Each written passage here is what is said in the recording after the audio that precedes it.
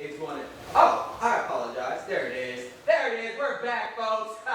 Second edition of Friday Night Frenzy is here. I'm Tyree Smith. Let's get into some storylines for this week. Gladstone's first game was tonight. And after a week of canceling and then finally getting back on, how would they respond against a minor squad who beat Menominee big, Manistee, I apologize, big last week?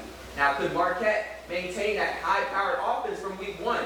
And what would Iron Mountain look like after losing key players such as Marcus Johnson and after not playing in the last week? Lots of questions and even more answers. But that's what we got for you folks. Our game of the week right here. We're going to get into it. Barker-Harris. It was going to be a good one. Visiting the Iron Mountain Mountaineers. First quarter, no score, and Caleb Hines down the right side, and he was stretching his legs, folks, but he's going to get tackled. He doesn't break loose on that one. They would move it on to Barker-Harris, and a few possessions later, Mountaineers back on offense, and Eli Lotham passes to Bryce Petritano, cuts up the field, breaking tackle, showing that he would be a big pickup in fantasy if there was high school fantasy up here, and he scores the first touchdown of the year for the Mountaineers. That was a good one. Still in the first, Iron Mountain leads, and a good catch and pickup by Dylan Lippin gives the Broncos a little bit of life, but that drive would be stopped. Mountaineers back on offense. Lotham with the pump fake, and then the pass. Hines at the receiving end. He will not go down. He said, I'm getting to the end zone whether you like it or not.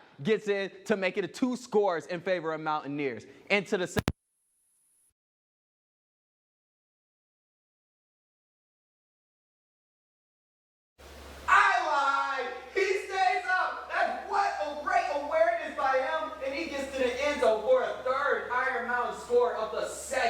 Oh my goodness, folks. It was a good one. Barker-Harris knows they need to do something fast, but this really isn't how you do it. He comes up and throws a pick to Petritano, who gets it close to the goal, but they wouldn't score. Broncos, they get a stop and they get the ball back. And Ty Rocket receives the pass, gives the Barker-Harris a little bit more life in this one, but the drive would be stopped. Handed back to the Mountaineers, less than 5 left and a half. Hines gets the rock down the left side, and he is loose, folks. The Burners, the Jets, top speed, me running away from big dogs. That's what it looks like, because he would get in for the third score. Broncos fought hard, but Mountaineers look to keep their going. They won 41-6 the final. And here are some scores. Because of the weather up north, Hancock and Houghton, which was originally Norway and Houghton, stopped the game and it was ruled a tie. And then Calumet and Gwynn stopped their game because of the weather, but the victory would go to Calumet as they were winning 27-0 at the time that they delayed the game.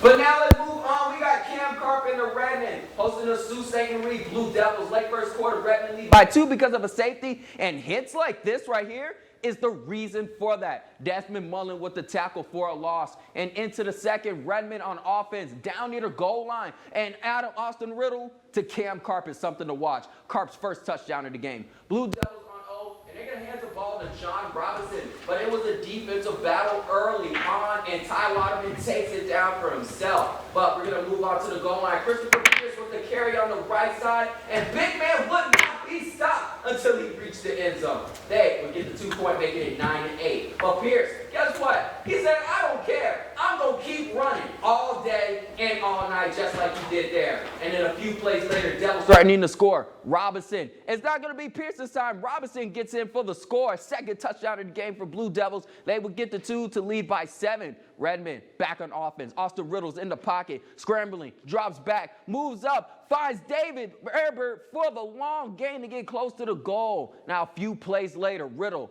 and guess what I tell you folks? Riddle, Carp. Something to watch. Second touchdown of the game, but Blue Devils, they'll come roaring back in the fourth to beat Marquette, 22-16 the final. And then in the Gladstone Braves in the first game of the season against the tough Negaunee Miners. 3:28 left in the first. Negaunee just powers this one up for a quick score on the 1-yard line. Easy money for the Miners. But later, Negaunee, they're back on offense. And Gerald Johnson, he's looking back, finds Philip Nelson wide open. What are you guys doing, Braves? Easy touchdown to make it 14-6. But we're going to move into the second, folks. And Braves said, you know what? I've had enough. Mr. Cam Kelly with the keep down the left side. And guess what, folks? He turns on the burners. He won't be caught. No matter how fast you think you're going to get me, it's not going to happen. He gets in for another score. Braves, they weren't done, folks. Not at all. Still in the second. Kelly drops back looking for a receiver, and he finds the man that's great on the court, too, Cam Ballard, for the touchdown. And they, with back-to-back scores, Braves, they're going to go for the two-point conversion now. Back on the offense. They know they need to get this in order to get up on Nagani or tie the game, and Kelly takes it for himself to do just that. My man did it all tonight. That was it. Braves would come back to win this thriller over Nagani, 22-20. And here is 8-man scores. Carneado and the Carneado Wolves in Forest Park. Carneado wins by forfeit because the Forest Park has some unfortunate circumstances. Lawrence Purple Hornets hosting the West Iron County WYKONS, and in the first, Alex Kissel's quarterbacking. Can't find anyone down the field, and the WYKONS make him pay for that one. Offensive possession for West Iron. Nolan Anderson looks for a man downfield, but it's picked off by Ethan Grentz, maneuvering through the WYKONS and Purple Hornets. They are in great position to score. But guess what?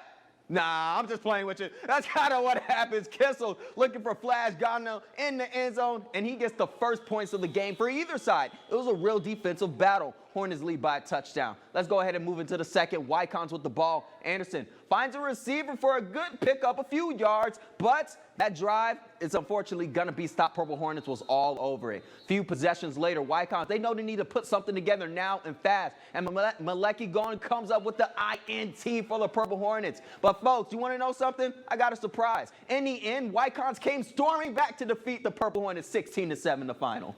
And now we're going to move into an 8-man battle as Rapid River takes on the Engadine Eagles. We're in the third. Rapid River's already up 34 points. Ishmael Hernandez says, how about we make it about 40? And he does that, folks. He won't be caught. They get in for the score 42-0 at this point. And they weren't done. Mason Kullock, I want y'all to watch this. Get off me. And you know what he said? Out my face. A grown man amongst boys. I love that energy. I did that in college, so I see where he gets it from. My goodness, folks. Somebody called their parents. They're probably upset. Into the fourth, Engadine not giving up. A quick pitch to Paul Davis on the right side would give the Eagles their first score of the game. But unfortunately, would be their only score of the game, as Rapid River, they went on to dominate this one, 48-6.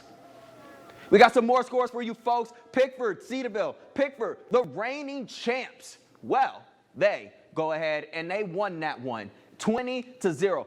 It was Westwood and Manistee last night. We apologize. A few technical difficulties messed that up. Westwood did win against Manistee, 44-0 in that one. But this game, it was Stevenson against Ottonogan right here. Stevenson is the one that won 72-32. I don't think you would see 72-32 in a game of 11-man. But this one, Menominee and Marinette. Menominee, they were upset last week when they lost to Marquette, and they came storming back to defeat Marinette, 42-8 the final.